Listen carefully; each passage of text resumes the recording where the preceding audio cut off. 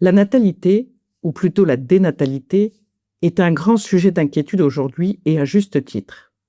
Cependant, la bonne nouvelle, comme j'ai déjà eu l'occasion de le dire ici, c'est que le désir d'enfant reste important en France. Enfin, plus important que le nombre d'enfants qui naissent effectivement. Il y a donc une marge de manœuvre. La question est dès lors de savoir ce qui conduit les couples à renoncer aux enfants désirés. Sous l'apparence de la simplicité, notre question est en fait complexe.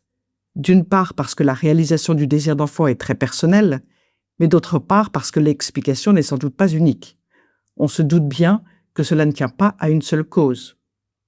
J'évoquerai donc diverses pistes d'explication aujourd'hui et lors de mes prochaines chroniques. Ces pistes sont d'ordre politique, social et culturel. Comment en suis-je venu là, me direz-vous? C'est relativement simple. La mise en parallèle des évolutions démographiques, hausses et baisses successives de la natalité, avec les évolutions du contexte politique, social et culturel correspondant, est riche d'enseignements. Certes, la France n'est pas la seule concernée par la chute de sa natalité, mais son calendrier particulier ouvre des pistes intéressantes, qui seront bien sûr à compléter ensuite. Je commence donc par les facteurs politiques. La natalité française connaît une décélération importante depuis 2010, laquelle s'est nettement accélérée en 2015, puis encore en 2020. Or justement, au fil de ces années, la politique familiale a été déconstruite, avec une nette accélération en 2014.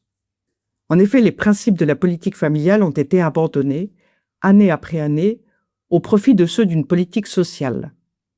Désormais, nous ne sommes plus dans la solidarité horizontale de tous les Français vis-à-vis des familles, mais dans une solidarité verticale des plus aisés vers les plus pauvres. Concrètement, cela consiste en diverses allocations versées aux familles, mais sous condition de ressources, c'est-à-dire à la condition de revenus très modestes, par exemple pour la prime de naissance. Cela peut se justifier bien sûr, mais c'est une autre logique.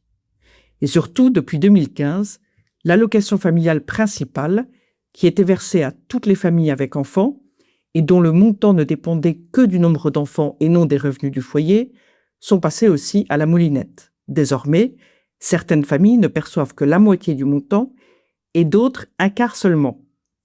Le principe de l'universalité des allocations familiales a de fait disparu.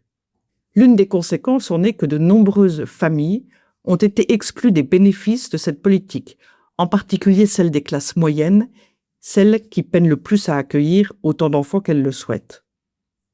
En fait, la tendance a été aux économies de court terme. On a oublié que la famille n'est pas une dépense à perte, mais un investissement rentable.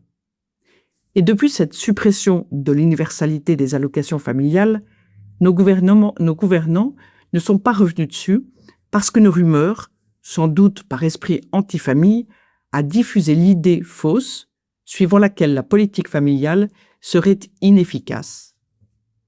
Nous poursuivrons la semaine prochaine sur ces facteurs politiques jouant contre la natalité.